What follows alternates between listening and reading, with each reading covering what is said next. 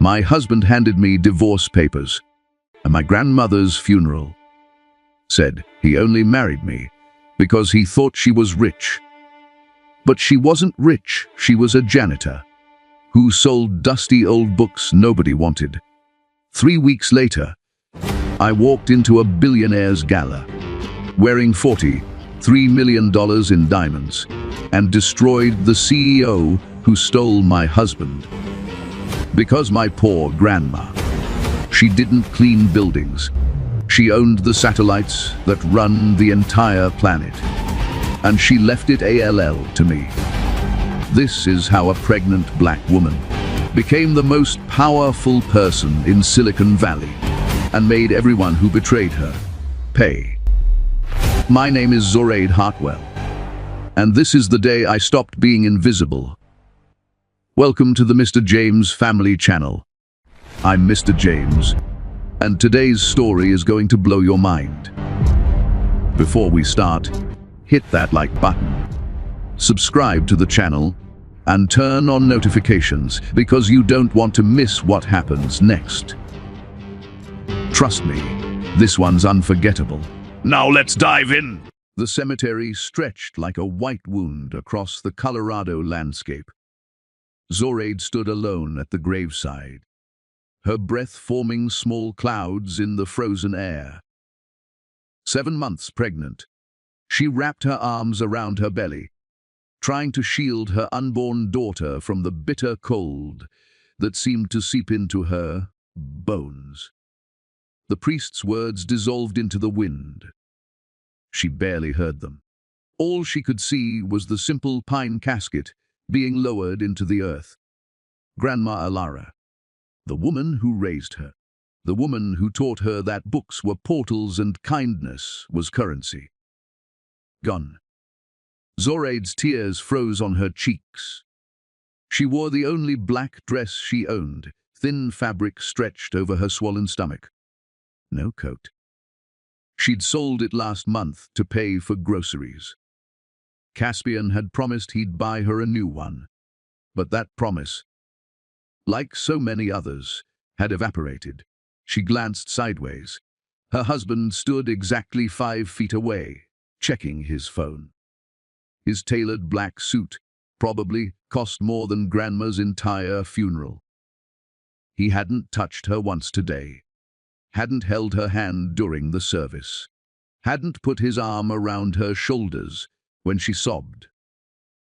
The truth was, he'd barely spoken to her in weeks. Zoraide remembered their wedding day 3 years ago. Caspian had looked at her like she was the sun itself. He'd whispered promises against her skin in their college apartment. Forever, he'd said. Through everything. But somewhere between graduation and now, his eyes had gone cold. The gravediggers began shoveling dirt onto the casket. Each thud made Zoraide flinch. She wanted to scream at them to stop, to be gentle, but her voice had abandoned her. She pressed her hand against her stomach, feeling her daughter kick. At least you'll know about her. Zoraide whispered to her belly. I'll tell you everything about your great-grandmother. Caspian's phone buzzed. He smiled at the screen, his face transforming into something almost human, almost warm. Then he looked at Zoraide, and the warmth vanished like breath on glass. He reached into his pocket and pulled out a white envelope. Zoraide, he said. His voice was flat, businesslike, the voice he used with telemarketers. She turned to him, hope flickering stupidly in her chest. Maybe he'd written her a letter. Maybe he'd found the words he couldn't speak. It's over, he said, holding out the envelope. I'm done. The world tilted. Zoraide grabbed the side of a nearby headstone to steady herself. What? The marriage. It's over. These are divorce papers. My lawyer says you just need to sign them. The wind picked up, howling through the bare trees. Zoraide stared at her husband, searching his face for any trace of the man she'd loved. She found nothing but ice. Caspian, my grandmother just died. I'm 7 months pregnant with your child. This can't be. I stayed because I thought she had money. He interrupted, gesturing toward the grave. Everyone knows those old black women who live quietly, who run small businesses. They're always sitting on some secret fortune. I thought your grandma was playing poor, that she'd leave you millions. But look at this. He waved his hand at the modest funeral, the public cemetery plot, the lack of other mourners. She was actually broke, a bookstore owner who died with nothing. I can't raise a child in poverty, Zoraide. I grew up poor. I'm never going back. Zoraide's hands trembled. We're not poor. You have a good job. I have ambition, he snapped. And Sloan can help me realize it. Sloan, as if summoned, a white Lamborghini pulled up to the cemetery gates. The window rolled down, revealing a blonde woman in designer sunglasses. She waved, her smile sharp as a knife. Zoraide recognized her. Sloan Hartford, CEO of Apex Tech. She'd been at their wedding. Caspian's business connection. Zoraide had caught them talking too closely at the reception, but Caspian had laughed it off. She's brilliant, he'd said. And she might invest in my startup. Now, watching Sloan blow a kiss toward her husband, Zoraide understood. The late nights, the suddenly expensive suits, the way he'd stopped touching her once her belly started showing. You're leaving me for her, Zoraide said. It wasn't a question. She's the CEO of a tech company about to go public. She's got a penthouse in Seattle. She understands my vision. You, he looked at her pregnant form with something like disgust. You work part-time at a bookstore and smell like old paper. The words hit harder than fists. Zoraide had loved that bookstore. Grandma's bookstore. She'd practically grown up there, running between the shelves, learning to read with her grandmother's patient guidance. I loved you, Zoraide whispered. You loved a version of me that doesn't exist, Caspian replied. That college kid who thought love was enough. He's gone. I need more. Sloan gives me more. He pressed the envelope into her hands. The paper felt like poison. Sign these. My lawyer will be in touch about custody. Though honestly, once the kid is born, Sloan, and I can probably provide a better home. You should think about what's best for the child. He walked away. Just like that. Didn't look back. Zoraide watched him climb into the Lamborghini. Through the window, she saw Sloan grab his face and kiss him. Long, deep, victorious. The car pulled forward, and Sloan rolled down her window as they passed. Thanks for the memories, honey. She called out, her voice dripping with false sweetness. I'll send you my hand, me, Downs for the baby. Designer onesies are wasted on children anyway. The Lamborghini accelerated, splashing slush across Zoraide's thin black dress. The ice-cold water soaked through to her skin, but she barely felt it. She was numb, frozen from the inside out. She stood alone in the cemetery, one hand on her belly, the other clutching divorce papers. The gravediggers had finished their work. Fresh earth covered Grandma Alara's casket.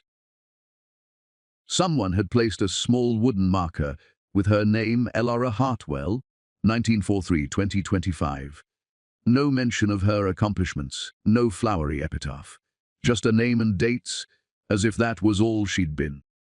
Zoraide sank to her knees in the snow. She didn't care about the cold anymore. Didn't care about the wetness, seeping through her dress. She pressed her forehead against the frozen ground above her grandmother's grave.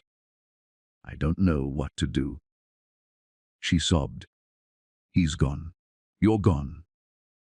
I'm going to be a single mother with no money, no family, nothing. How do I do this alone?" The wind answered with silence.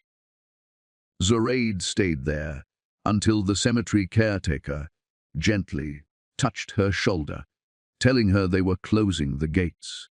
She rose slowly, her joints stiff from cold and grief. The divorce papers were crumpled in her fist, the ink running from her tears. She had nowhere to go. The apartment she'd shared with Caspian was in his name.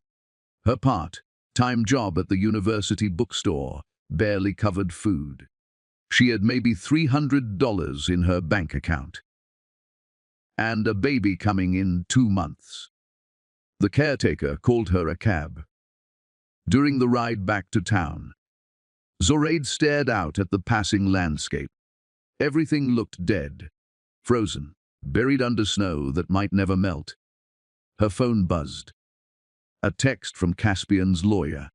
"Please sign and return documents within 72 hours. Expedited divorce proceedings already filed. No contest recommended." Another buzz. From Caspian's mother, who'd never liked Zoraide. "I always knew you weren't good enough for my son. At least have the dignity to let him go without a fight." Zoraide turned off her phone. The cab dropped her at a cheap motel on the edge of Aspen. It was all she could afford. One night. She'd figure out tomorrow when tomorrow came. Inside the dingy room, she sat on the bed and finally opened the envelope Caspian had given her. The divorce papers were thorough. He wanted everything. The car they'd bought together. The furniture. Even the wedding gifts. He was offering her nothing. 0 alimony. 0 child support until paternity was officially established through legal channels. As if he didn't know the baby was his. There was a handwritten notepaper. Clipped to the back. "You were a mistake I made in college. Don't make this harder than it needs to be. You'll be happier with someone on your own level. Someone simple." Zoraide crumpled the note and threw it across the room. She lay back on the lumpy motel bed, her hand on her belly. The baby kicked, strong and insistent, alive. Real. Depending on her. "I'm sorry," Zoraide whispered to her daughter. "I'm so sorry you're going to be born into this mess. But I promise you, I promise, I will figure this out." Somehow, she closed her eyes, exhausted beyond measure. Sleep came in fragments, filled with nightmares of being buried alive in snow, of reaching for Caspian only to have him dissolve into smoke. She woke at dawn to her phone ringing. Unknown number. Ems Hartwell. A woman's voice, professional and crisp. "Yes. This is Margaret Chen from Pemberton and Associates. We're the law firm that handled your grandmother's estate. We need you to come to Savannah, Georgia. Immediately. There are matters that require your immediate attention." Zoraide sat up, confused. "Estate. My grandmother had nothing. We couldn't even afford a proper funeral." A pause on the other end. "Then, Ems Hartwell, I suggest you catch the next flight. Trust me when I say this cannot wait. We'll reimburse all travel expenses. First class." The line went dead.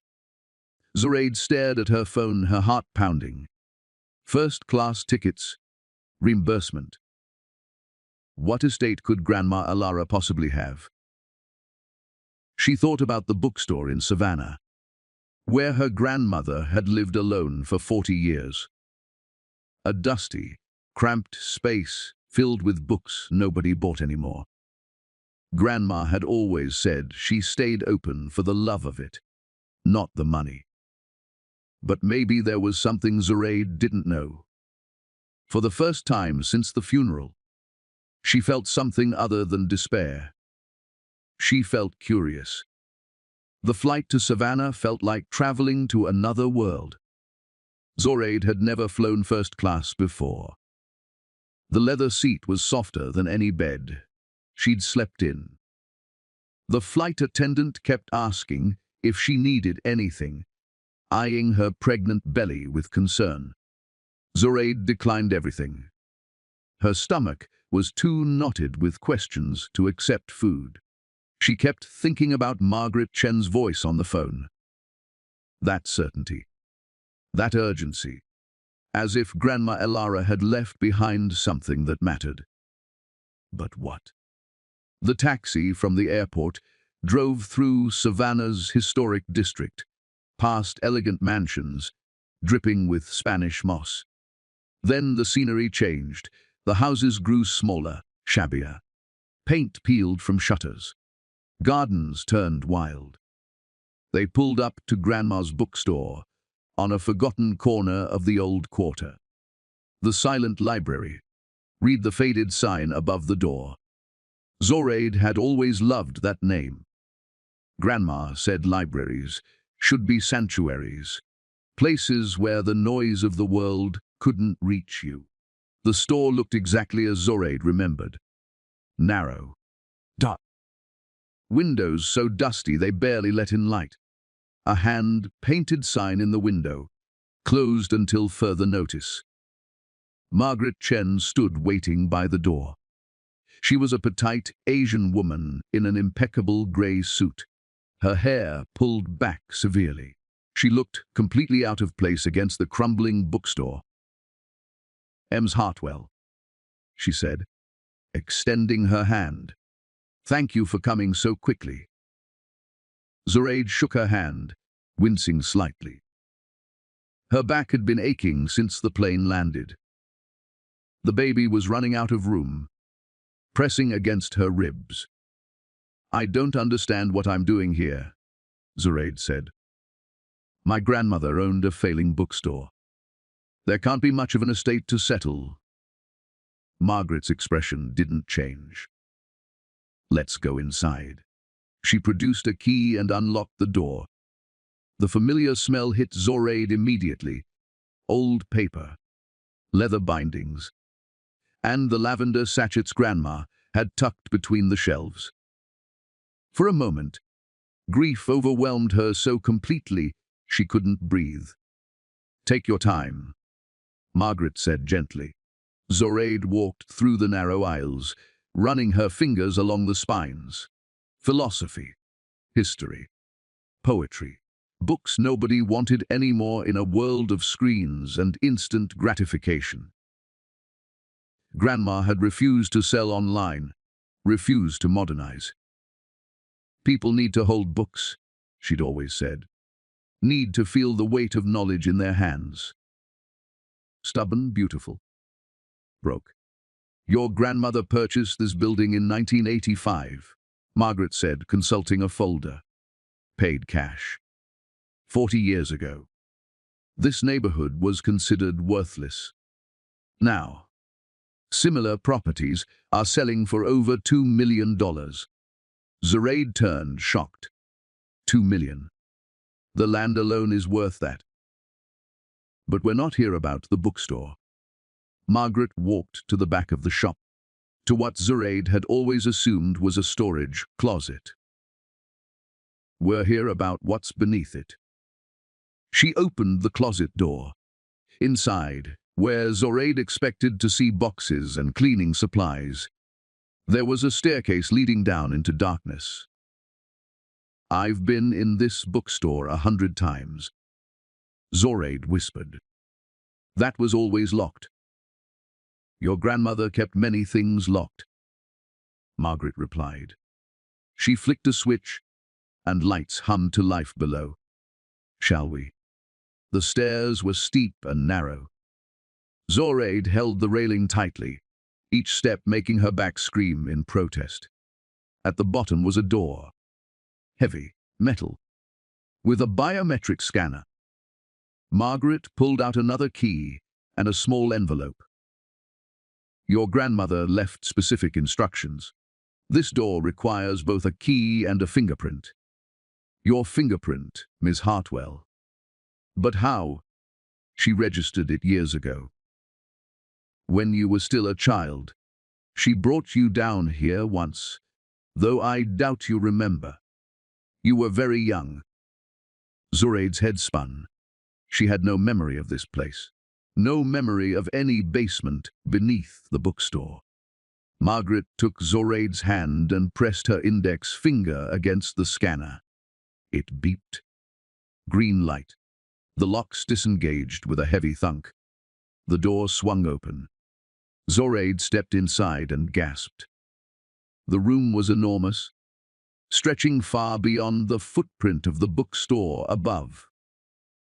The walls were lined with servers, their lights blinking like distant stars. Multiple computer stations sat in a semicircle around a central desk. Screens displayed streams of code, satellite imagery, complex mathematical equations. It looked like mission control at NASA. What is this? Zoraid breathed. Margaret walked to the central desk and picked up a leather journal. Your grandmother's real work. The bookstore was a cover, Miss Hartwell. Alara Hartwell was one of the most brilliant mathematicians and computer scientists of her generation. She handed Zoraid the journal. The handwriting was instantly familiar, Grandma's elegant script. In the 1970s, your grandmother developed the foundational algorithms for satellite positioning systems. GPS, essentially. She never patented it under her own name. Instead, she created a shell corporation and licensed the technology. By 1985, she'd made her first 100 million. By 2000, she'd crossed into billions. Zoraid sank into the desk chair, unable to process what she was hearing. That's impossible. Grandma lived in a tiny apartment above the bookstore. She wore the same 5 dresses. She clipped coupons. She chose to live that way, Margaret said. She believed that wealth corrupted. That visibility made you a target. She wanted to work in peace, to think freely, without the burden of people, knowing who she was or what she'd accomplished. Zoraid opened the journal with trembling hands. Pages and pages of equations, notes, diagrams. And between them, pressed like flowers, were photographs. Zoraid as a baby, as a little girl, her college graduation, her wedding day. Grandma had been documenting her entire life. There was a letter tucked into the back of the journal, sealed in plastic to preserve it. Zoraid's name was written on the envelope in gold ink.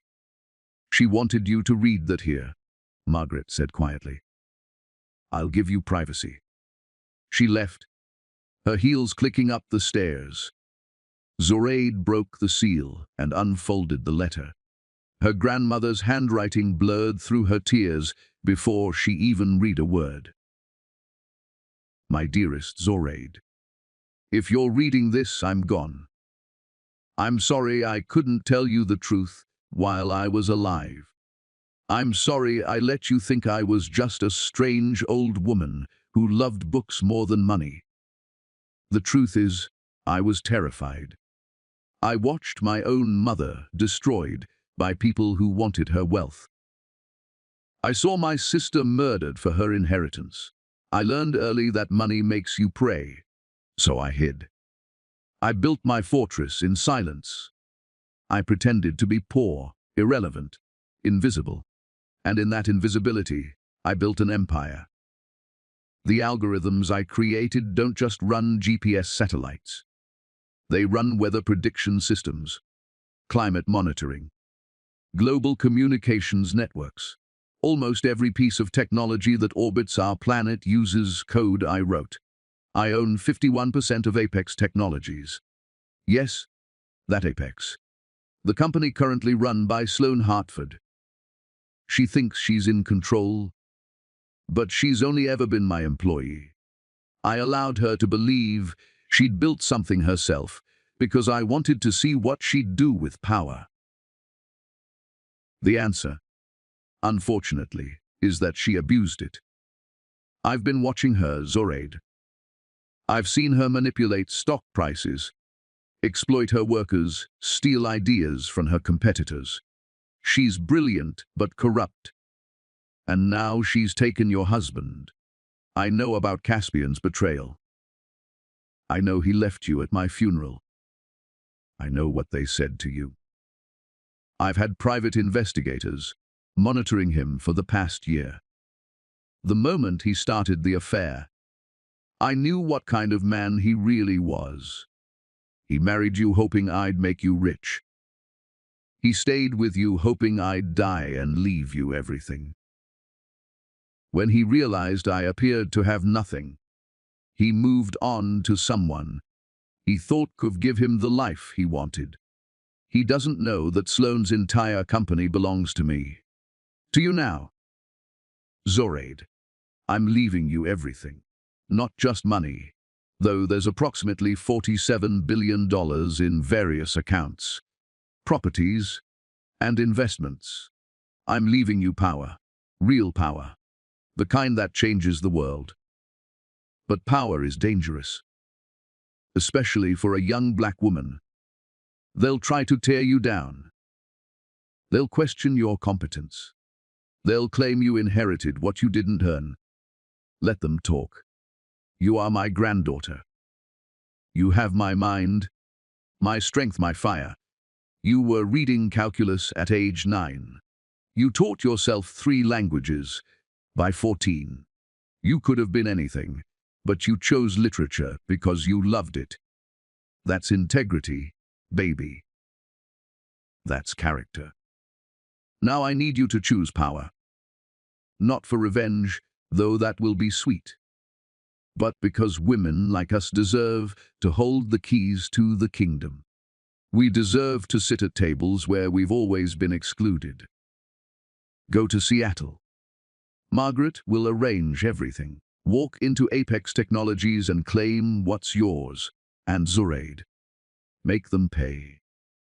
Make them understand what it costs to underestimate a black woman from Savannah who was raised in a bookstore. I love you more than all the stars my satellites orbit.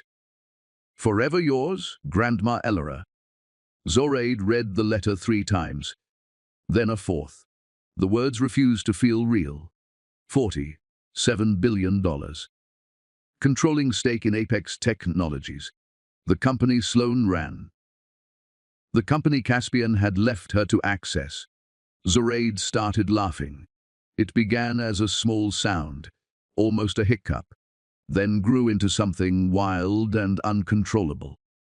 She laughed until tears streamed down her face, until her stomach hurt, and the baby kicked in protest. Margaret appeared at the bottom of the stairs, concern on her face. "Cons Hartwell? Are you all right?" "My husband." Zoraide gasped between laughs, "left me for a woman who works for me." "Is that right? Did I understand the letter correctly?" Margaret allowed herself a small smile. "That's correct. Sloane Hartford is the CEO of Apex Technologies, but she owns only 23% of the company through stock options and purchases. Your grandmother maintained majority control through a series of shell corporations and offshore holdings. As of this morning, you are the primary shareholder and effective owner. Does Sloane know? No one knows. Your grandmother went to extraordinary lengths to keep her identity secret. The paperwork lists the owner as EH Trust. Sloane and her board believe it's some anonymous investment fund that doesn't interfere with operations." Zoraide stood, pressing her hands against her lower back. The baby was doing gymnastics, as if sensing her mother's excitement. What do I need to do? Margaret opened her folder. First, we need to get you to Seattle. The Apex Technologies IPO is scheduled for 3 weeks from today. There's a gala tomorrow night, a pre-IPO celebration. Your grandmothers will specifies that you should attend. Make your presence known. They'll recognize me. Caspian will be there? Exactly. Margaret's smile widened. Your grandmother was very specific about the timing. She wanted you to walk into that gala as the mysterious new owner. She wanted you to see their faces when they realize who you are.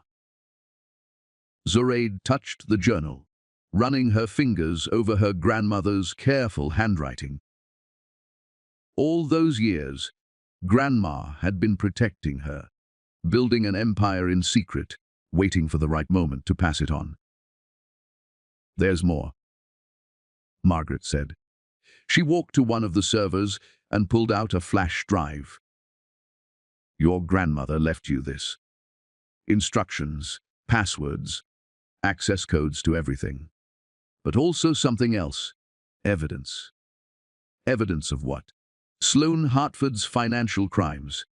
Insider trading, market manipulation, fraud. Your grandmother documented everything. If you choose to use it, you could destroy Sloan's career and possibly send her to prison. Zoraide took the flash drive. It was warm from the server, small and innocuous. Hard to believe something so tiny could hold so much power. My grandmother could have destroyed Sloan herself. Why didn't she? She wanted you to choose, Margaret said. Revenge is a personal decision. She didn't want to make it for you. Zoraide thought about Sloan's smirking face at the funeral. The way she'd kissed Caspian in front of her. The hand-me-downs comment. When's the next flight to Seattle? She asked. Margaret checked her phone. There's one leaving in 4 hours. First class. I've already made a reservation under your name, just in case. Book it, Zoraide said. And Margaret, I'm going to need a dress for tomorrow night's gala. Something that makes a statement. I've already contacted a designer. She'll meet you at your hotel in Seattle with options. Your grandmother left very specific instructions about your wardrobe. She had excellent taste. Of course she did. Grandma had always known exactly what Zoraide would need, even from beyond the grave. They locked up the basement and the bookstore. As Zoraide climbed into the waiting car, she looked back at the silent library one last time. It looked so ordinary from the outside, just a forgotten bookstore on a dying street. But beneath it was a command center that controlled satellites orbiting the Earth. Nothing was what it seemed. Zoraide touched her belly, feeling her daughter move. Your great-grandmother, she whispered, was the most extraordinary woman who ever lived. And she left us the tools to reshape the world. The baby kicked hard, as if in agreement. On the flight to Seattle, Zoraide couldn't sleep. She read through the files on the flash drive, her eyes widening with each new document. Grandma hadn't just been brilliant. She'd been strategic, methodical, thinking decades ahead. There were detailed dossiers on Sloan Hartford, Caspian, even Caspian's mother. Grandma had known everything, had watched everyone, had protected Zoraide from the shadows. One file was labeled Open Last. Zoraide hesitated, then clicked it. It was a video. Grandma Alara appeared on screen, looking exactly as Zoraide remembered her. Grey hair in a neat bun, reading glasses on a chain. That warm smile that could melt the coldest heart. Hello, my sweet girl, Grandma said. If you're watching this, you've already read my letter. You know the truth now. I wish I could be there to see your face when you walk into that gala. I wish I could see Caspian realize what he's lost, what he threw away. But, Zoraide, I need you to promise me something. Don't let revenge consume you. Use this power to build something beautiful. Yes, make them pay for their cruelty. They deserve that. But don't let their smallness make you small. You're carrying my great-granddaughter. She's going to be born into a world where she owns satellites, where her mother controls billions. Teach her what I taught you, that true wealth isn't money. It's integrity. It's using your mind to make the world better. Make me proud, baby. I know you will. I've always known. The video ended. Zoraide wiped her eyes and closed the laptop. Outside the plane window, clouds stretched endlessly, lit by moonlight. Somewhere up above those clouds were satellites running on her grandmother's code. Watching the Earth, connecting people, making the impossible possible. All built by a black woman everyone thought was just a bookstore owner. The plane began its descent into Seattle. Zoraide's new life was waiting below, glittering with possibility and danger. She was ready for both. The hotel suite overlooking Elliott Bay was larger than any apartment Zoraide had ever lived in.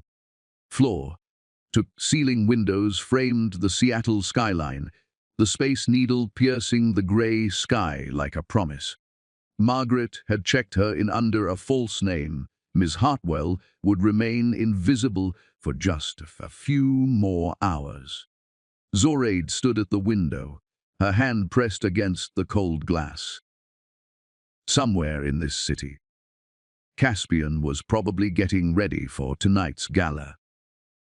Probably admiring himself in a mirror, checking his perfectly styled hair, adjusting his tie. Thinking he'd finally made it. He had no idea what was coming. A knock at the door pulled her from her thoughts. Margaret entered with a tall black woman whose presence filled the room like music.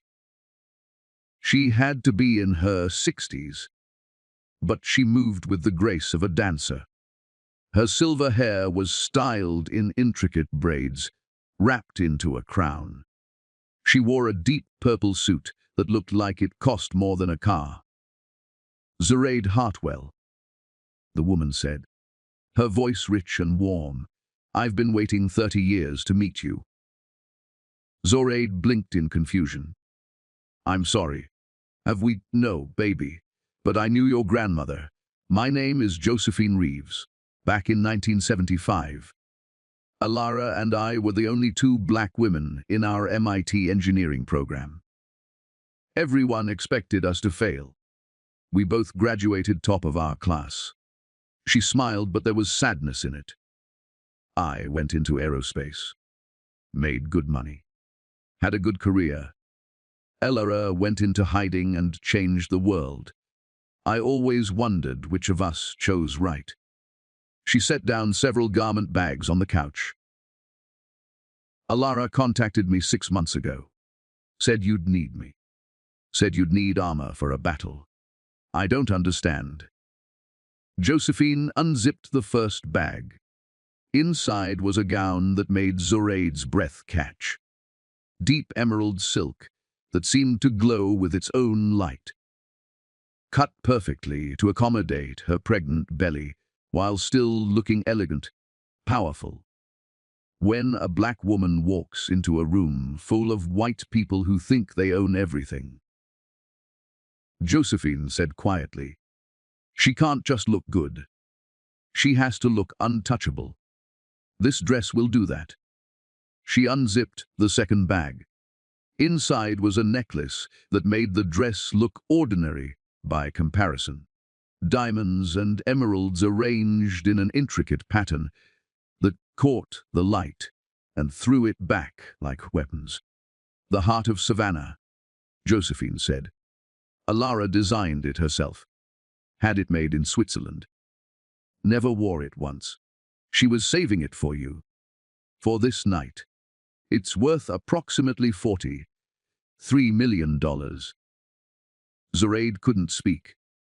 She reached out to touch the necklace, and the stones felt warm under her fingers, as if they held some of Grandma's fire. There's more, Josephine said. She pulled out a third bag. Shoes. A clutch. Earrings. Everything coordinated, everything perfect. Your grandmother thought of everything. She always did. Margaret stepped forward with a tablet. The gala starts at 7.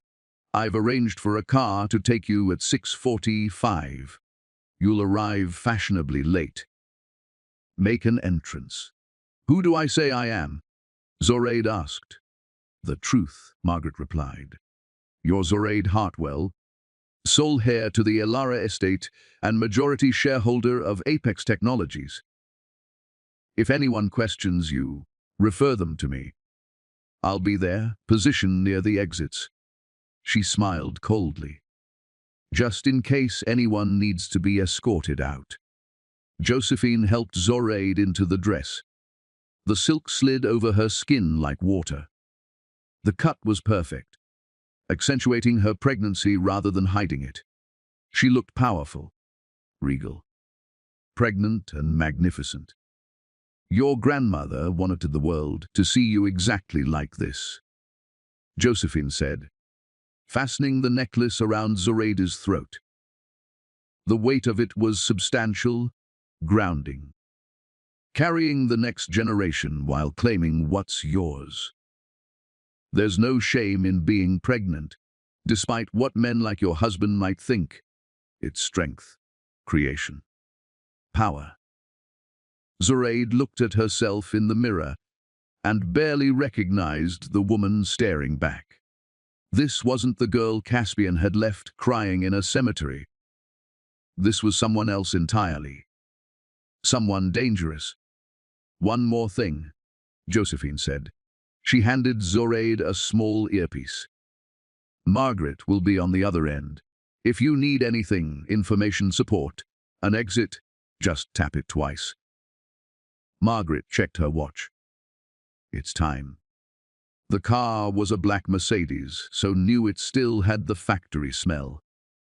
The driver didn't speak, just held the door open and waited for Zoraide to settle into the leather seats. As they pulled away from the hotel, Zoraide watched Seattle slide past the windows.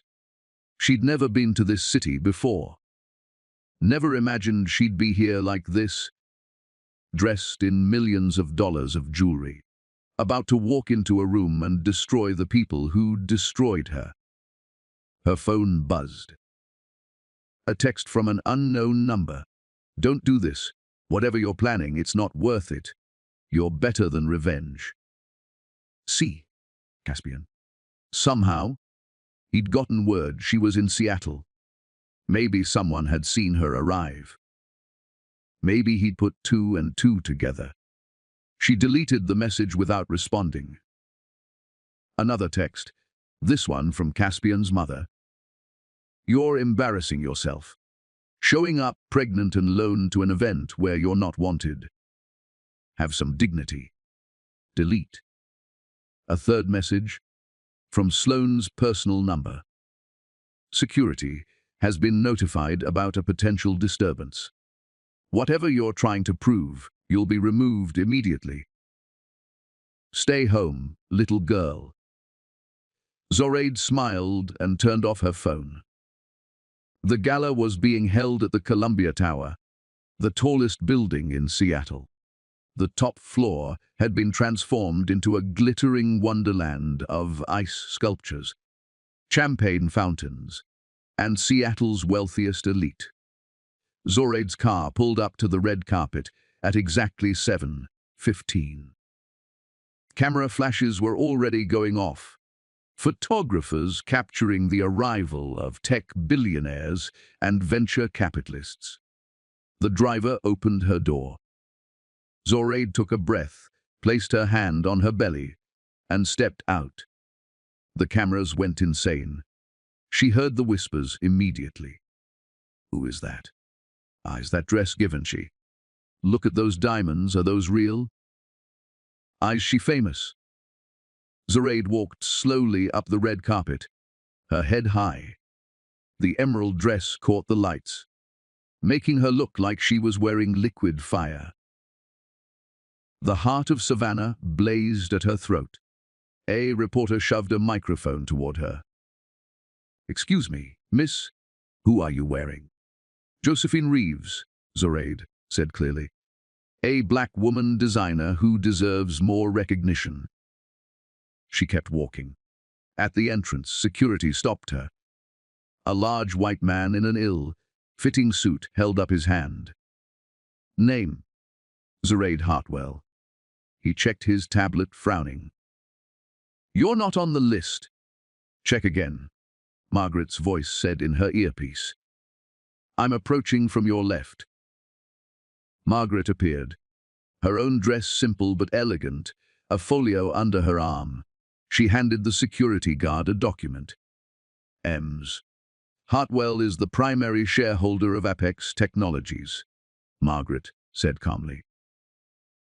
"Which means she owns this building, this event, and technically, your salary. I suggest you let her through." The guard's face went pale.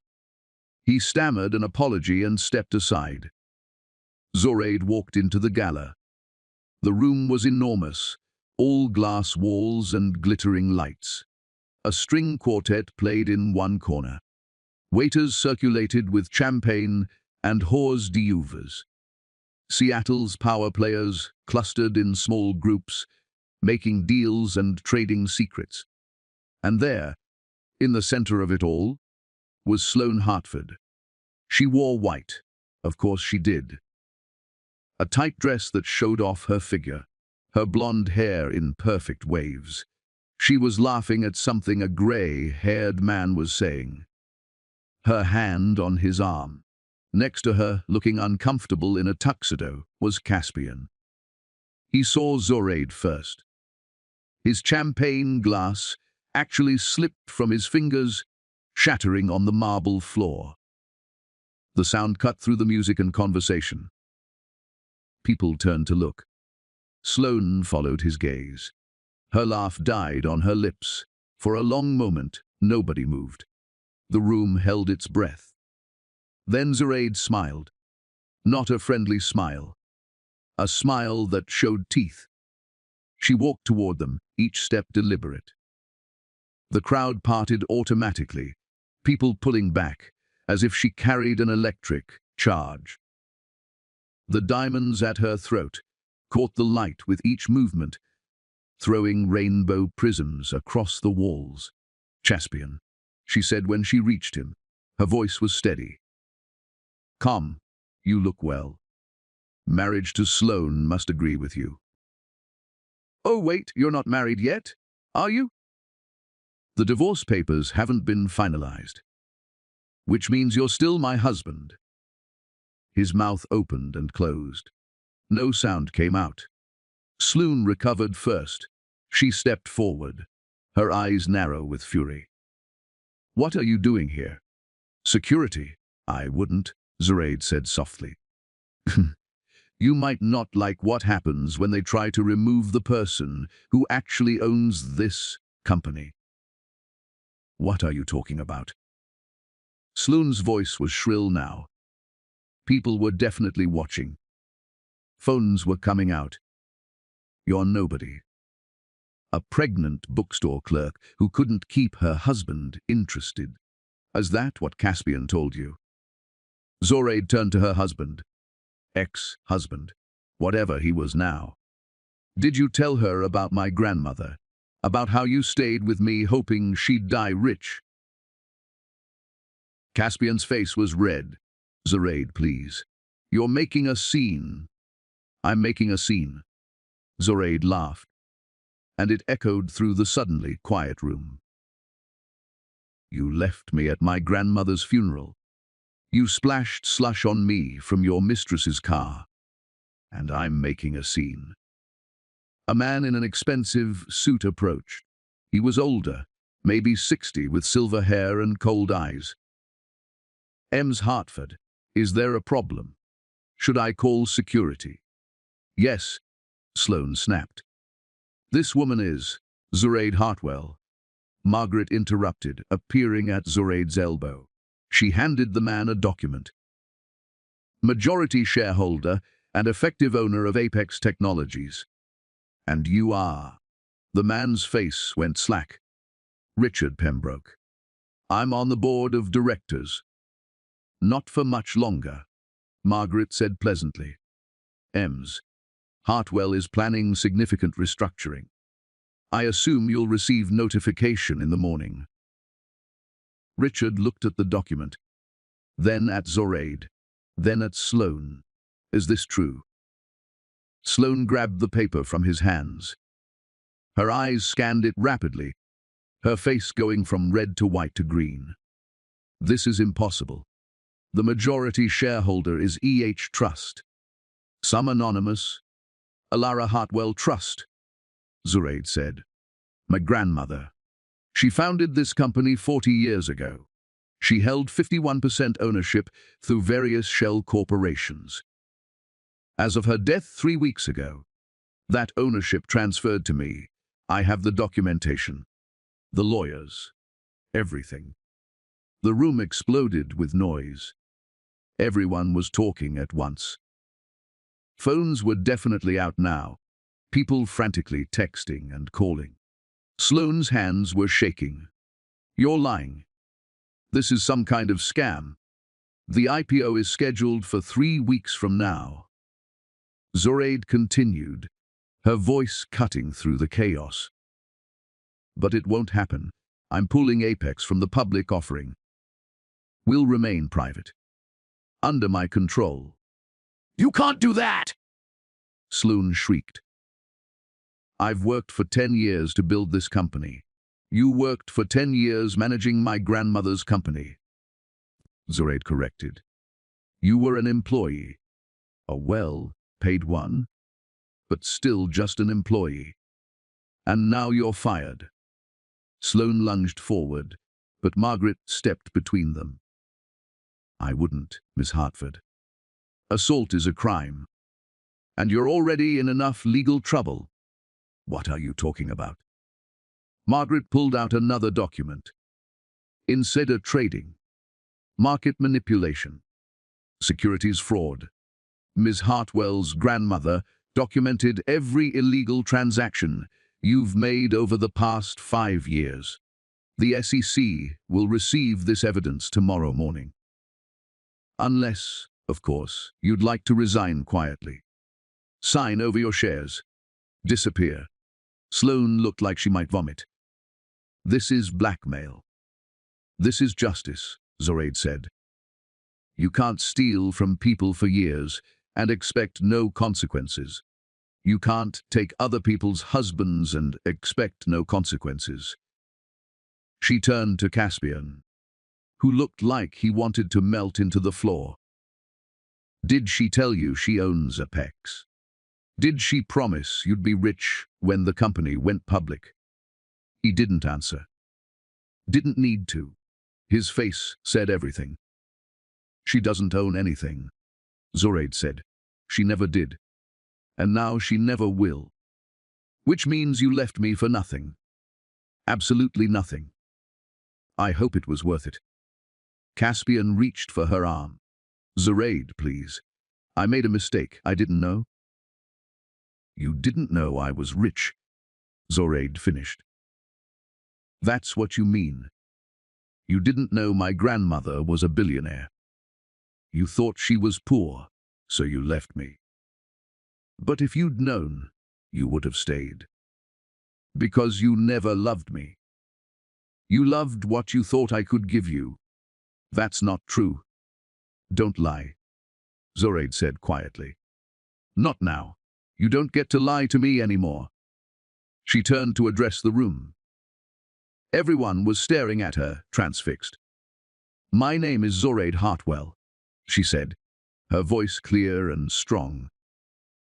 I am the granddaughter of Elara Hartwell, one of the greatest minds in computational mathematics. I am 7 months pregnant. I am recently divorced. And as of today, I control a company worth $37 billion. If that makes you uncomfortable, I suggest you examine why. Silence. Then, from somewhere in the back of the room, someone started clapping. Slowly at first, then faster. Others joined in. Not everyone. Some people looked furious, shocked, confused. But enough. A woman pushed through the crowd. She was young, maybe 30, with dark skin and natural hair pulled into a high puff. She wore a simple black dress and a lanyard that identified her as press. Ms. Hartwell, she said, holding up her phone to record. Keisha Williams, Seattle Tech Review. Can you comment on what your plans are for Apex Technologies? Will there be layoffs? Restructuring? Zoraide looked at the young woman and saw something in her eyes. Recognition. Understanding. This was a black woman journalist in a room full of white tech billionaires. She knew what it meant to fight for space. My plans, Zoraide said slowly, here to make Apex Technologies a company that reflects the future, not the past. That means diversity in leadership, fair wages for all employees, ethical practices in every department. My grandmother built this company on innovation. I intend to rebuild it on integrity. More clapping. Louder this time. Sloane made a choking sound and fled toward the exit. Caspian started to follow her, then stopped, looking back at Zoraide with something like longing. Go, Zoraide said. She's all you have now. He left. Zoraide stood in the center of the room, surrounded by cameras and curious faces and the wreckage of two people's ambitions. She felt her daughter kick, hard and insistent against her ribs. Not bad for a bookstore clerk. She whispered to her belly. Margaret touched her elbow. We should go. You've made your point. Any more would be excessive. But before they could leave, an elderly black man approached. He walked with a cane, but his eyes were sharp. He wore a perfectly tailored suit and an MIT class ring. Elara's granddaughter, he said. It wasn't a question. You have her fire. I'm Professor Edwin Clark. I taught your grandmother in 1973. She was the brightest student I ever had. Zoraide felt tears prick her eyes. She never talked about MIT. About any of it. She wanted to protect you, Edwin said. Wanted you to choose your own path, without the weight of her legacy. But I think she'd be proud of what you did tonight. Sometimes the world needs to see a black woman take her rightful place. Even if it makes people uncomfortable. Especially if it makes people uncomfortable. He shook her hand, then disappeared back into the crowd. Zoraide let Margaret lead her toward the exit. As they passed through the lobby, she saw Sloane in a corner, crying into her phone. Caspian stood nearby, looking lost. They both bet everything on a lie. Now they had nothing. Outside, the Seattle night was cool and misty. Zoraide breathed it in, feeling lighter than she had in weeks. That was incredibly satisfying, she admitted to Margaret. It was strategic, Margaret corrected, but yes. Also satisfying. Your grandmother would have enjoyed watching that. They drove back to the hotel in comfortable silence. But as Zoraide prepared for bed, removing the heart of Savannah and hanging up the emerald dress, her phone rang. Unknown number. She almost didn't answer, but something made her pick up. Ms. Hartwell? A man's voice, unfamiliar. My name is Dr. James Rutherford. I'm calling from Providence Hospital. There's been an accident. Zoraid's heart stopped. What kind of accident? A car crash. About 30 minutes ago. The driver is asking for you. She says her name is Sloane Hartford. The hospital smelled like antiseptic and fear. Zoraid's heels clicked against the linoleum as she followed the nurse through the emergency department. Margaret walked beside her, tablet in hand, already pulling up information. Why would Sloane ask for me? Zoraid whispered. I don't know, Margaret replied. But we're about to find out. They stopped outside a private room. Through the small window, Zoraid could see Sloane in the bed, her face bruised and swollen. Her left arm was in a cast, bandages wrapped around her head. Caspian sat in a chair beside her, his own face cut and bleeding. He looked up as the door opened, his expression cycling through shock, shame, and something that might have been relief. You came, he said. The hospital called. Zoraid stayed near the door, her hand protectively over her belly. What happened? Why left the gala? Caspian said quietly. Sloane was driving. She was upset, crying, not paying attention. We ran a red light. A truck hit us on the passenger side. He gestured to his injuries. Minor. Superficial. But Sloane looked worse, much worse. Why am I here? Zoraid asked, looking at Sloane.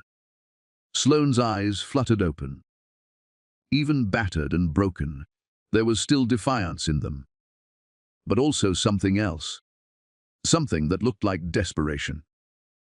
Because I'm dying, Sloane said. Her voice was rough, damaged. Doctors won't say it, but I can feel it. Internal bleeding they can't stop. Organs shutting down. I have maybe a few hours. Sloane, don't. Caspian started, but she cut him off with a sharp gesture. Let me talk. She coughed, and blood flecked her lips. A nurse rushed forward with tissues, but Sloane waved her away. I need to tell her, before it's too late. Zoraid moved closer, despite every instinct telling her to leave. Tell me what? The truth. Sloane's eyes found Zoraid's. About your grandmother. About Apex. About everything. Margaret stepped forward. Ms. Hartford, you should rest. Anything you need to say can wait. No. Sloane's voice was firm. It can't. Zoraid, your grandmother didn't just own Apex Technologies. She created it as a test. For me. For you. For everyone who thought they could cheat their way to power. Zoraid pulled up a chair, her curiosity overriding her anger. What are you talking about? Sloane coughed again, harder this time. When she spoke, her words came in gasps. 20 years ago, I was a grad student at Stanford, brilliant but broke. Your grandmother approached me with an offer. She'd fund my research, help me build a company, if I agreed to her terms. What terms? That I'd never know who she really was. That she'd remain silent partner. That I'd run the company ethically or face consequences. Sloane's laugh was bitter. I agreed. Of course I agreed. I was 25 and ambitious. I thought I could do both, take her money and do whatever I wanted. But you didn't, Zoraid said. No, I got greedy, started cutting corners, manipulating stock prices, using inside information to make trades. Your grandmother warned me, sent anonymous letters, gave me chances to change. I ignored them all. Margaret's fingers were flying across her tablet. This aligns with the documents we found. Alara sent Sloane 12 warnings over the past 5 years. 12 chances to be better. Sloane whispered. I wasted everyone. And then you showed up tonight and I realized she'd been planning this all along. She'd been waiting for the moment when I'd taken someone else's husband, when I'd proven just how corrupt I really was. And then she let her granddaughter destroy me. Zoraide felt cold. My grandmother set this up. All of it. Not the affair, Sloane said quickly. That was my choice, my stupidity. But she knew it would happen. Knew I'd eventually show my true colors. She was patient. Brilliant. She built a 30-year trap and I walked right into it. Caspian stood abruptly. This is insane. You're saying Zoraide's grandmother manipulated everything. That's true, Margaret said, looking at her tablet. I'm reading through files I didn't have access to before. Elara left a sealed document for after the gala. It's extraordinary. She predicted almost everything that's happened, including the possibility that Mims, Hartford, might have a crisis of conscience. I'm dying, Sloane said. That tends to clarify things. A doctor entered, concern on his face. Ms. Hartford, you need to rest. Your blood pressure is... I'm not finished. Sloane's hand shot out, grabbing Zoraide's wrist with surprising strength. There's more. Something your grandmother wanted you to know, but couldn't tell you herself. What? Your grandmother had a daughter. Your mother. She died when you were 2 years old. Car accident, the official story said. Zoraide felt the room tilt. I know. Grandma raised me after. It wasn't an accident. Sloane's grip tightened. Your mother was murdered by a man named Victor Ashford. He found out about your grandmother's wealth, thought he could extort her. When your mother refused to help him, he killed her and made it look like drunk driving. The words didn't make sense. Couldn't make sense. Zoraide pulled her hand away, stumbling backward. No, that's not Grandma would have told me. She was protecting you, Margaret said softly. She was reading from her tablet, tears in her eyes. Victor Ashford. There's a file here. Your grandmother spent 15 years tracking him down. He died in 2015. Prison fight. He was serving time for manslaughter, a different victim. Elara made sure he was never released. Zoraide couldn't breathe. The room was too small, too hot. Her mother's face swam in her memory. Vague impressions of warmth and laughter and perfume. She'd been so young when it happened. Grandma had told her it was an accident, a tragedy, nothing more. But it had been murder. Why are you telling me this? Zoraide demanded, turning on Sloane. Why now? Because your grandmother wanted you to understand something. Sloane's voice was fading, each word an effort. Power attracts predators. Money makes you a target. Your mother died because someone thought they could use her to get to Elara's wealth. And Elara spent the rest of her life making sure you'd be strong enough to survive what your mother couldn't. Strong enough, Zoraide repeated numbly. Everything she did, the secrecy, the disguise of poverty, the way she raised you to be independent, it was all preparation. For this moment, when you'd inherit everything and have to defend it against people who want to take it from you. A monitor started beeping rapidly. The doctor pushed past Zoraide. Everyone out. Now. Zoraide started. Ms. Hartwell, please. The doctor's voice was urgent. She needs emergency surgery. You need to leave. Margaret took Zoraide's arm, guiding her toward the door.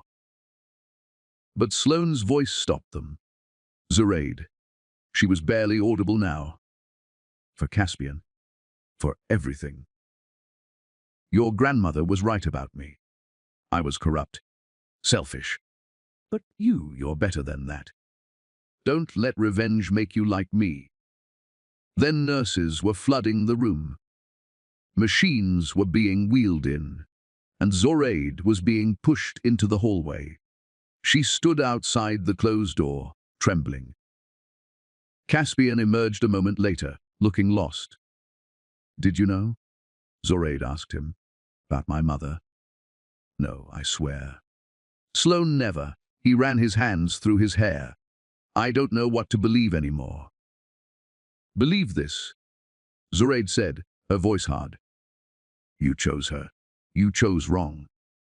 And now you get to live with that choice. Don't ever contact me again. She walked away, Margaret following. They made it to the elevator before Zoraide's knees gave out.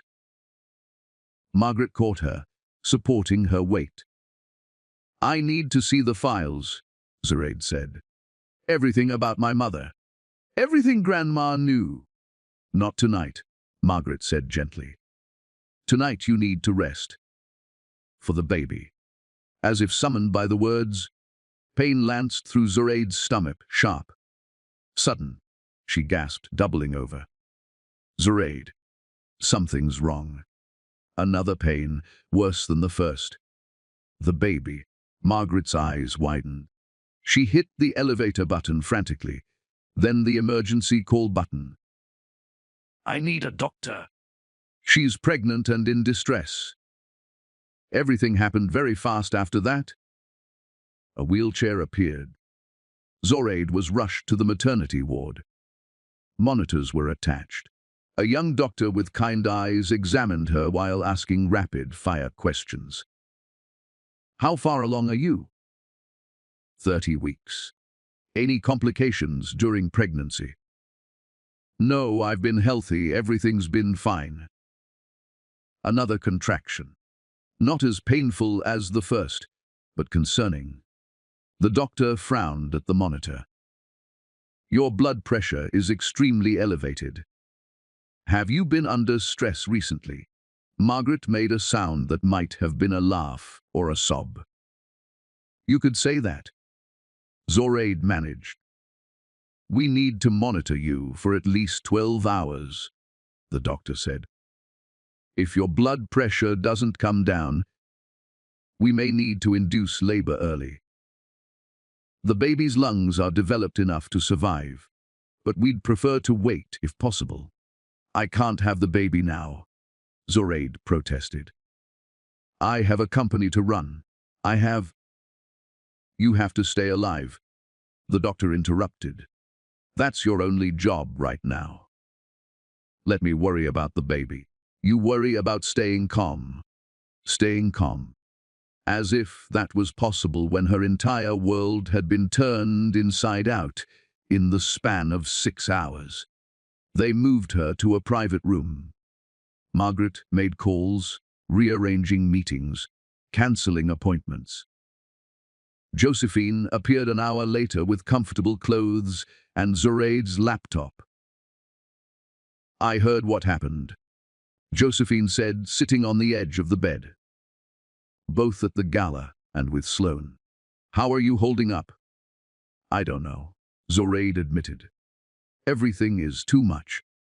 The company, Caspian. What Sloane said about my mother? One thing at a time, Josephine said firmly. First, you and this baby stay healthy. Everything else can wait. But Zoraide couldn't stop thinking about it. Couldn't stop seeing her mother's face in her fragmentary memories. Couldn't stop imagining what Grandma must have felt.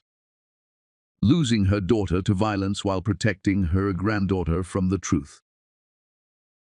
Around midnight, Margaret returned from making calls. She looked exhausted. Sloane's out of surgery, she reported. Critical but stable. The doctors think she'll survive. Zoraide didn't know how to feel about that.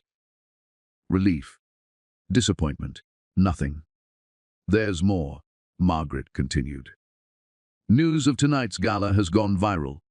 Video of your confrontation with Sloane has been viewed over 10 million times. The tech world is in chaos. Apex's board is demanding an emergency meeting. Investors are panicking. Let them panic, Zoraide said. There's also this. Margaret held up her tablet. Keisha Williams, that journalist from the gala, published an article 2 hours ago. It's quite favorable to you. Zoraide took the tablet and read. The Hidden Hair, How a Pregnant Black Woman Shook Silicon Valley to its Core. By Keisha Williams. Last night, Seattle's tech elite gathered for what was supposed to be a celebration. Instead, they witnessed the unmasking of one of the industry's best-kept secrets. Elara Hartwell, the reclusive mathematician who died 3 weeks ago, was the true founder and majority owner of Apex Technologies. Her granddaughter, Zoraide Hartwell, walked into the Apex IPO gala 7 months pregnant, wearing 43 million in diamonds, and systematically dismantled the careers of 2 people who had betrayed her. But this isn't just a story about revenge. It's a story about legacy power and what happens when black women stop hiding their brilliance to make white people comfortable. Elara Hartwell could have been famous. She could have been celebrated. Instead, she worked in secret for 40 years, protecting her family from the violence that takes talented black women from us too soon. Now her granddaughter has a choice: continue hiding or step into the light and reshape an industry that has excluded women like her since its inception. Based on what I witnessed last night, I think we all know which path Zoraide Hartwell will choose. Zoraide set down the tablet, emotion thick in her throat. She understands. The article's been shared 500,000 times, Margaret said. You're a symbol now, whether you wanted to be or not. A knock at the door interrupted them. A nurse poked her head in. Mems Hartwell. There's someone here to see you. Says his name is Dr. Marcus Chen. He claims he worked with your grandmother. Zoraide and Margaret exchanged glances. Send him in, Zoraide said. The man who entered was Asian, probably in his 70s, with grey hair and wire-rimmed glasses. He carried himself with the careful dignity of someone who'd spent a lifetime proving his intelligence to people who underestimated him. Emma's Hartwell, he said, bowing slightly. I apologize for the intrusion at such a late hour. I'm Marcus Chen. I was your grandmother's research partner for 23 years. Zoraide sat up straighter. Research partner. She never mentioned. She mentioned very little to anyone. Marcus interrupted gently. That was her way. But she spoke of you constantly, showed me pictures, told me stories. You were her greatest pride. He pulled a chair closer to the bed. I came because Elara left instructions. If anything happened to disrupt your health during the first month after her death, I was to give you something. From his briefcase, he produced a small wooden box, ornately carved. She made me promise. Said you'd need this when the weight of everything became too much. Zoraide took the box with trembling hands. Inside was a letter and a small vial of liquid. What is this? Lavender oil, Marcus said. From the garden behind her bookstore. She used to say that when the world got too loud, lavender reminded her what silence sounded like. The letter will explain the rest. He stood to leave, then paused. Your grandmother was the most brilliant person I ever knew. But more than that, she was kind. She used her genius to help people, not hurt them. I hope you'll do the same." After he left, Zoraide opened the letter. Grandma's handwriting blurred through her tears. "My dearest Zoraide, if Marcus has given you this letter, it means the pressure has become too much. It means you're in the hospital, or you're struggling with all I've left you. I'm sorry, baby. I know this is heavy. Heavier than any 25-year-old should have to carry, especially while pregnant. But I also know you're strong enough. You survived losing your mother. You survived a loveless marriage. You'll survive this too. The lavender is from your mother's favorite part of the garden. She used to sit there for hours, reading and dreaming. I've kept it growing all these years because it felt like keeping a piece of her alive. Use it when you need to remember. You come from women who survived impossible things. Your mother survived poverty and racism and violence until the day she didn't. I survived losing her, and you'll survive whatever comes next. Build something beautiful with what I've left you. Not for revenge, for creation." Grandma. Zoraide pressed the vial of lavender oil to her chest and cried. For her mother, for her grandmother. For the baby growing inside her who would never meet the extraordinary women who came before. Margaret dimmed the lights. Josephine pulled a blanket over Zoraide's shoulders. And somewhere in the hospital, Sloane Hartford fought for her life, while Caspian sat alone with his choices. The night stretched on, full of machines beeping and nurses checking vitals and the weight of a legacy. Zoraide hadn't asked for, but couldn't refuse. By morning, her blood pressure had stabilized. The baby's heartbeat was strong and steady, and Zoraide had made a decision. She was going to build an empire. Not for revenge, for her daughter, for every black girl who deserved to inherit the world. 3 weeks later, Zoraide walked into Apex Technologies' headquarters for the first time as its owner. The building was glass and steel, 70 stories of ambition piercing the Seattle sky. Her reflection stared back at her from every surface. 8 months pregnant now, wearing a perfectly tailored navy suit that Josephine had designed specifically for this moment. Margaret walked beside her, carrying files that would dismantle careers. Josephine followed, her presence alone a statement. They were an army of 3 black women about to invade a kingdom built on their exclusion. The receptionist's eyes widened. "Ms. Hartwell, the board is waiting in conference room A.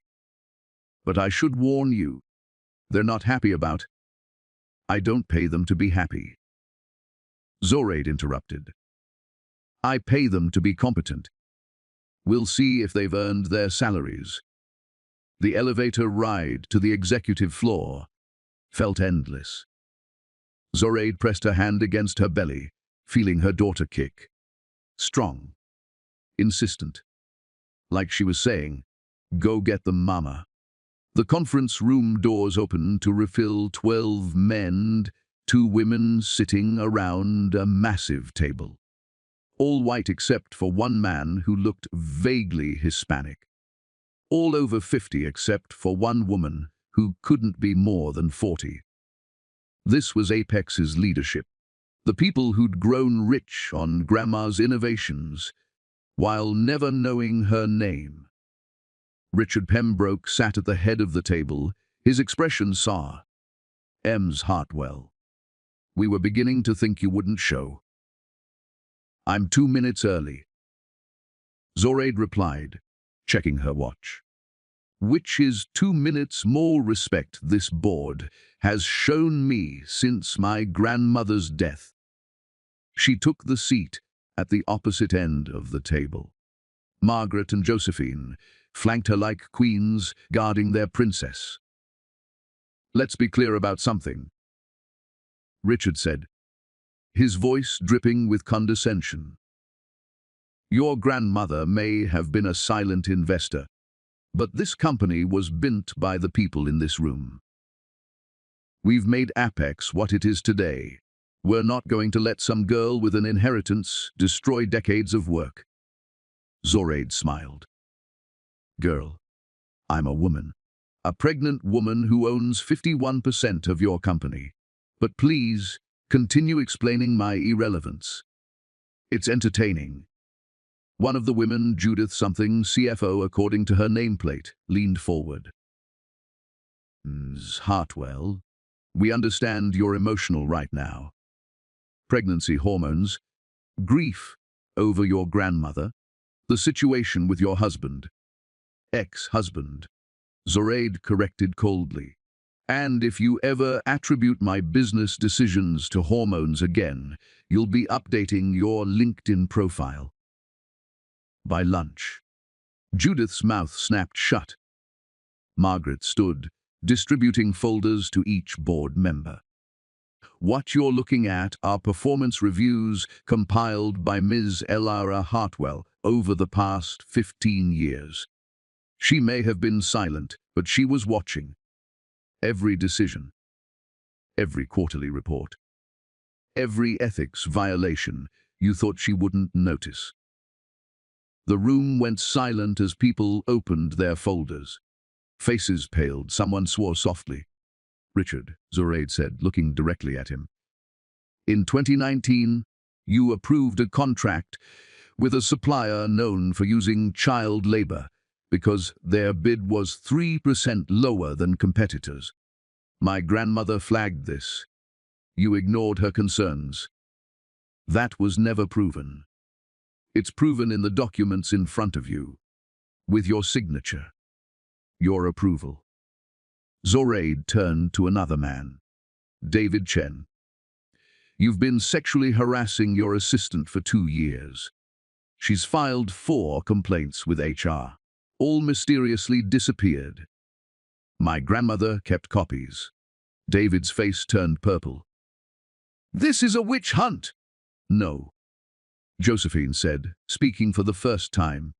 Her voice was quiet but carried weight. "This is accountability. Something you've avoided because you thought no one was watching." Zoraide stood, her hands pressed against the table. "Here's what's going to happen. 6 of you are fired, effective immediately. Security is waiting outside to escort you from the building. You'll receive severance packages and non-disclosure agreements. Sign them, and this stays quiet.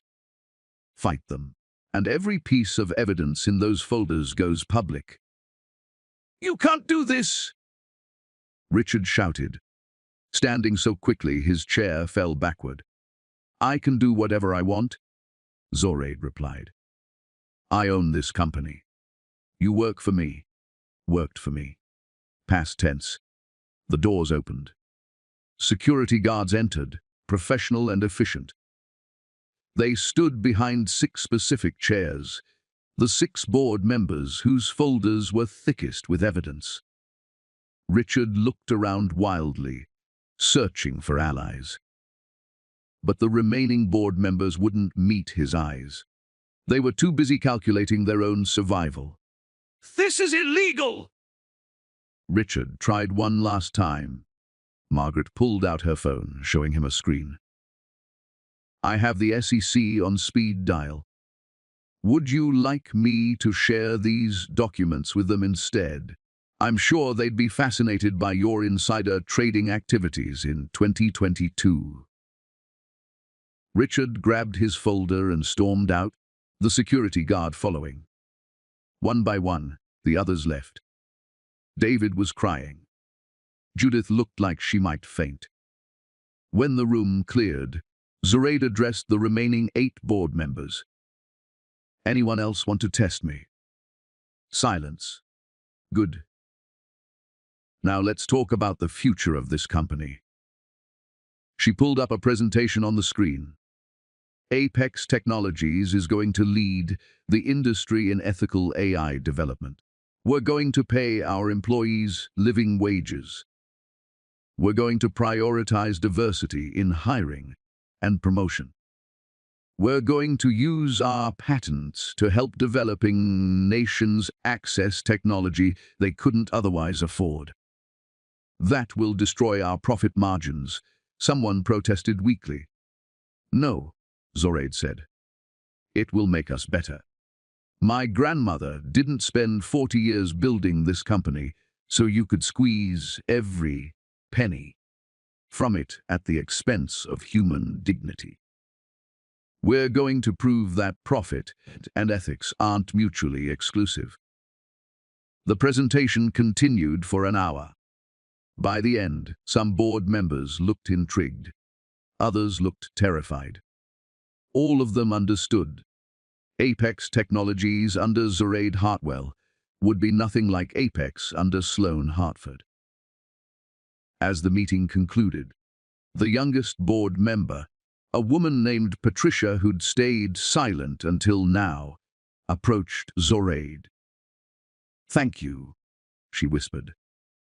"I've been trying to push for changes like this for 3 years. They always shut me down." "Not anymore," Zoraide promised. Walking out of the building, Zoraide felt lighter despite carrying an 8-month pregnancy. Margaret was grinning. Josephine looked proud. "Your grandmother would loved watching that," Josephine said. Zoraide's phone buzzed. A text from an unknown number. "I saw the news. You're magnificent. I'm sorry for everything. See." She blocked the number without responding. Another text, this one from Keisha Williams. "Interview request. The world wants to hear your story in your own words." Zoraide paused, then replied, "Next week.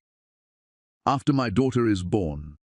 Let's talk about building the future, not dwelling on the past." That night, back at her hotel, Zoraide stood at the window overlooking the city. Lights stretched endlessly, each one representing a life, a dream, a possibility. Her daughter kicked hard, and Zoraide laughed. "You're going to be a fighter, aren't you? Good. You'll need to be." She opened her laptop, drafting the speech she'd give at Apex's restructuring announcement. Not about revenge. Not about Caspian or Sloan, or anyone who doubted her. About vision. About the world her daughter would inherit. About making sure no black girl ever had to hide her brilliance to survive. The contractions started during the press conference. Zoraide was mid-sentence, explaining Apex's new ethics initiative to a room full of journalists, when pain seized her abdomen like a fist clenching. She gripped the podium, her breath catching. Margaret noticed immediately, standing from her seat at the side of the stage. But Zoraide held up one hand. "Wait. As I was saying," she continued, her voice only slightly strained, "Apex Technologies will redirect 20% of annual profits towards STEM education for underprivileged communities, starting with programs specifically for young black girls." Another contraction. Stronger. Zoraide's water broke, soaking through her dress onto the stage floor. The room erupted. Cameras flashed frantically. Journalists shouted questions. Margaret rushed forward, but Zoraide finished her sentence. "Because the next generation deserves better than we had." Meeting adjourned. Then she let Margaret and Josephine rush her offstage, into the waiting car, toward the hospital where everything would change again. The labor lasted 14 hours. Painful, exhausting, transformative. Zoraide had never felt more alone or more powerful. Her body was doing something impossible, something men would never understand, creating life while simultaneously maintaining death grip on consciousness. Josephine held one hand. Margaret held the other. Both women whispered encouragement, while Zoraide screamed and pushed and wondered. If this was how her mother had felt, bringing her into the world 26 years ago, at 3:47 a.m., her daughter was born. Perfect. Screaming. Alive. The nurse placed her on Zoraide's chest, and time stopped. This tiny human, with her grandmother's nose and her mother's chin and infinite possibility in her clenched fists. "What's her name?" the nurse asked gently. Zoraide hadn't been certain until this moment. But looking at her daughter, feeling the weight of 3 generations of black women who'd fought and survived and built empires in secret, she knew. "Alara," she whispered. "Lara Justice Hartwell."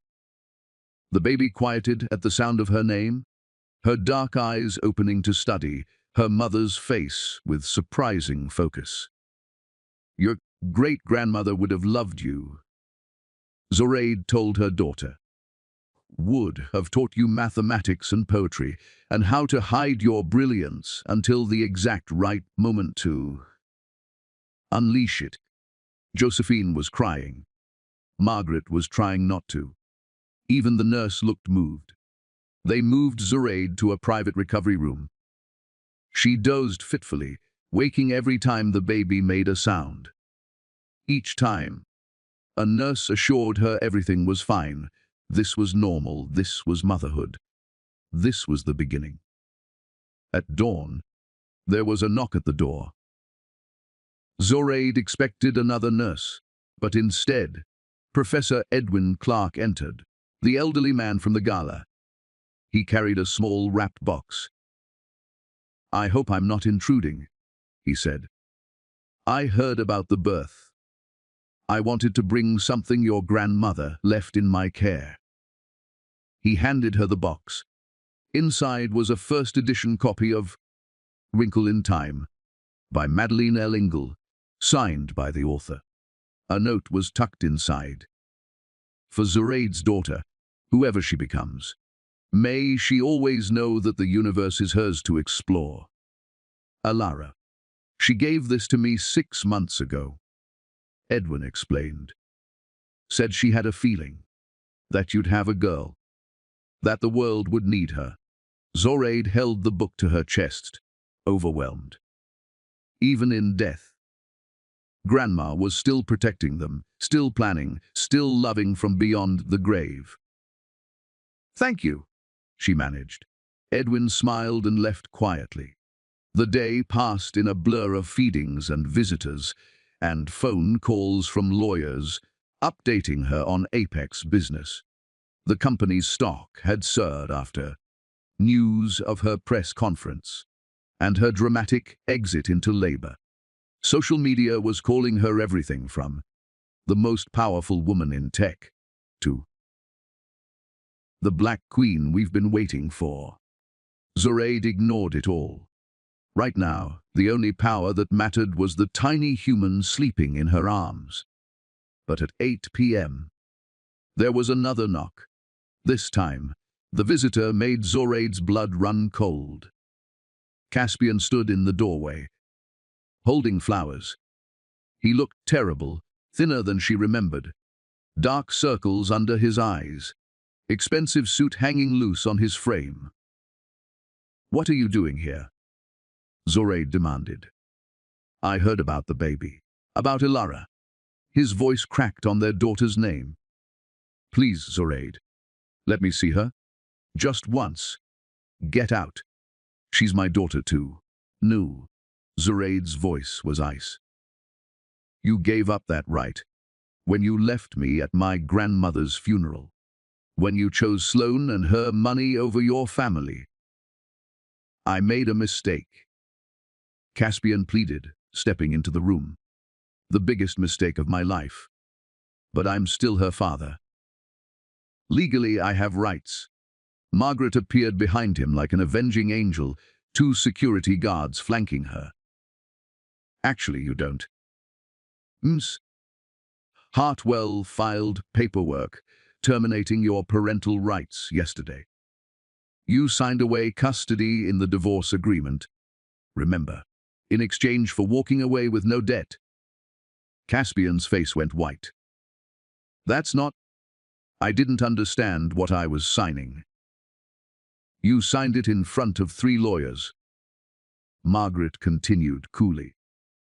All of whom will testify that you understood perfectly. You chose a quick, clean divorce over your daughter. That's on you? Zoraide, please. Caspian was crying now, ugly, desperate sobs. Don't do this. I love you. I love her. I can change. You don't love me, Zoraide said quietly. You love what I have now. You love that I'm powerful and rich. But you didn't love me when I was poor and pregnant and grieving. That's not love, Caspian. That's opportunism. She pressed the nurse call button. Within seconds, medical staff flooded the room. This man is disturbing my patient, the head nurse said firmly. Security, please remove him. Caspian struggled briefly, then gave up. As the guards escorted him out, he looked back one last time. I'll fight this. I'll sue for custody. You can't keep my daughter from me. Watch me, Zoraide replied. After he left, she held Ilara closer, breathing in that newborn smell, milk and hope and infinite possibility. Your father is weak, she whispered to her sleeping daughter. But you won't be. You come from strong women, warriors, builders, queens who wore disguises and conquered the world in silence. The night deepened. Zoraide dozed with Ilara on her chest, both of them safe and warm and together. She dreamed of her grandmother, of her mother, of all the black women throughout history who'd survived impossible things so their daughters could thrive. When she woke at midnight for a feeding, her phone was exploding with notifications. Keisha Williams had published another article, this one about Zoraide giving birth hours after restructuring a Fortune 500 company. The headline read, "She didn't choose between career and motherhood. She conquered both in one day." Zoraide smiled and turned off her phone. Let the world talk. Let them analyze and debate and theorize about what she meant, what she represented. Right now, she was just a mother feeding her daughter at midnight, planning the empire they'd build together. Tomorrow, she'd change the world. Tonight, she'd changed a diaper. Both were revolutionary acts. 6 months later, Zoraide stood in the Smithsonian Museum of American History, holding Ilara on her hip. The baby was fascinated by the lights, her chubby hands reaching for everything, gurgling with delight. They stood before a new exhibit. Hidden Figures of the Digital Age, the Ilara Hartwell story. Grandma's face smiled from the wall, a photograph Zoraide had never seen before, taken in 1974 at MIT. Young, brilliant, beautiful. Her grandmother at 25, the same age Zoraide was now. The resemblance was stunning. That's your great-grandmother, Zoraide whispered to Ilara. She changed the world and never asked for credit. She built empires in shadows so you could stand in the light. The exhibit detailed everything: the algorithms, the patents, the silent fortune built on genius and patience. Visitors walked through slowly, reading about the black woman who'd coded the stars while the world thought she just sold books. Margaret approached with champagne, sparkling cider for Zoraide, who was still nursing. The curator says this is their most visited exhibit in 5 years. People are flying in from around the world to see it. Grandma would hate the attention, Zoraide said, smiling through tears, maybe. But she'd love what you've done with it. In 6 months, Zoraide had transformed Apex Technologies completely. 40% of leadership was now women. 60% were people of color. They'd launched scholarship programs that had already sent 500 underprivileged students to college. Their ethical AI initiative was being studied by governments worldwide. The company's value had tripled. Profit and integrity together. Just like Grandma had believed possible, a commotion at the exhibit entrance made Zoraide turn. Sloane Hartford stood there, walking with a cane, her face still bearing scars from the accident. She looked smaller somehow, diminished. Their eyes met across the room. Sloane hesitated, then approached slowly. "I wasn't sure if I should come," Sloane said quietly. "But I needed to see this, to see her. You nearly died trying to steal what was never yours." Zoraide replied, her voice neutral. "I know. I've had 6 months to think about that. About everything." Sloane looked at the exhibit, tears streaming down her face. "She gave me chances. So many chances. And I wasted every one because I thought I was smarter than her. Then you. Then everyone." She pulled an envelope from her purse. "I'm leaving Seattle. Going back to school, actually. Getting a degree in ethics and business. Trying to understand how I became the person who could do what I did. These are the signed documents transferring my remaining Apex shares to your education fund." All of them. Zoraide took the envelope, surprised. "Why?" "Because your grandmother taught me something. Even in death, that real power isn't about taking. It's about building. And I built nothing. I just stole and called it success." Sloane looked at baby Elara, her expression etching.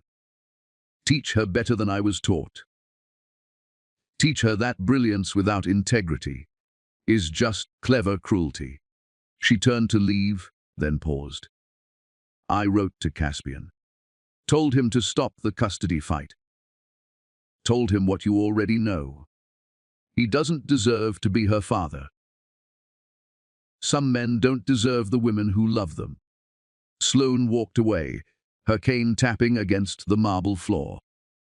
Zoraide watched her go, feeling something shift in her chest. Not forgiveness exactly, but release. The weight of anger she'd been carrying lightened just slightly. "Was that the bad lady?" a voice asked. Zoraide turned to find a little black girl, maybe 7 years old, standing beside her. The girl was staring at the exhibit with wonder. "As the lady in the picture your grandma?" the girl asked. "Yes," Zoraide said, kneeling down. "She was very special. My teacher says she was a genius. That she proved black girls can do anything." The girl's eyes were bright with hope. "I want to be like her. I want to code satellites." Zoraide, at her throat tightened. "What's your name?" "Maya." "Maya. Can I tell you a secret?" Zoraide waited for the girl's nod. "My grandmother would say you don't want to be like her. You want to be like yourself. Better than her. Braver. Louder." She had to hide. "You don't." The girl's mother approached, apologizing for the interruption. But Zoraide waved her off. "Wait." She pulled out a business card. "This is my direct email. When Maya is ready for college, contact me. Full scholarship to any school she wants. Computer science, engineering, whatever she dreams." The mother gasped. M's. Hartwell, we couldn't possibly. You can. And you will. Because that's what my grandmother's legacy is for. Making sure brilliant black girls never have to hide their light. They left, the mother crying, Maya clutching the business card like treasure. Josephine appeared, elegant as always, carrying a garment bag. It's almost time. Right. The dedication ceremony was starting in 10 minutes. They moved to the museum's main auditorium. 500 seats, all filled. Journalists lined the walls. Cameras everywhere. Zoraide walked to the podium, Elara still on her hip. She'd refused to leave her daughter with a nanny for this. Elara was part of this legacy. She deserved to be here, even if she wouldn't remember. My grandmother used to say that the loudest person in the room is usually the weakest. Zoraide began. She lived her entire life, proving that silence can be more powerful than noise. That building in shadows can change the world more than performing in spotlights. She looked at the faces in the audience. Black women, young girls, men of all races who'd come to honor a genius they'd never heard of until 6 months ago. But I think Grandma was only partly right. Yes, she changed the world in silence. But now we know her name. Now we tell her story. And the next generation of brilliant black girls won't have to choose between recognition and safety. They'll have both, because women like Ara Hartwell built the foundation. Elara babbled loudly, reaching for the microphone. The audience laughed warmly. My daughter will grow up knowing her great-grandmother's name. Zoraide continued, her voice thick with emotion. Will grow up understanding that black women have always been geniuses, always been innovators, always been the backbone of progress, even when history tried to erase us. She pulled out her grandmother's journal, the one from the bookstore basement. Grandma wrote in here, wealth is not money. Wealth is integrity. Wealth is using your mind to make the world better. She lived that truth every day. And now, so will we. The unveiling came next. A statue of Elara Hartwell, young and brilliant, her hand reaching toward the stars. It would stand in the museum permanently, a reminder of the invisible women who built the future. As the covering fell away, Zoraide wept. Openly, messily, not caring who saw. Because there was her grandmother, immortalized in bronze, no longer hidden, no longer silent. Finally seen, the audience rose in a standing ovation. Elara clapped her tiny hands, delighted by the noise. After the ceremony, Zoraide returned to her hotel. Tomorrow, she'd fly back to Seattle, back to running Apex, back to building the future her grandmother had envisioned. But tonight, she sat on the balcony with Elara, watching the stars emerge. Your great-grandmother coded those satellites up there, she told her daughter. Made sure that anywhere in the world, people could find their way home. That's what legacy is, baby girl. Not the money, not the power, but the paths you create for others to follow. Elara yawned and snuggled into her mother's chest. Zoraide's phone buzzed. A text from Keisha Williams. Beautiful speech. The world is watching. But more importantly, little black girls everywhere are dreaming bigger tonight because of you. And suddenly Zoraide understood what Grandma had been trying to teach her all along. Power wasn't about revenge. Wasn't about proving people wrong. It was about building a world where the next Elara Hartwell didn't have to hide. Where brilliant black women could be loud, visible, celebrated, and safe. That was the real revolution. We did it, Grandma, Zoraide whispered to the stars. We're finally free. The wind carried her words into the night, towards satellites built on her grandmother's genius, connecting the world in ways most people would never understand. And somewhere, in whatever realm exists beyond this one, Elara Hartwell smiled. Her granddaughter had learned the most important lesson, that true wealth is measured not in dollars, but in the doors you open for those who come after. The story of the silent queens had ended. The era of loud, proud, brilliant black women had just begun. T.T.N.D.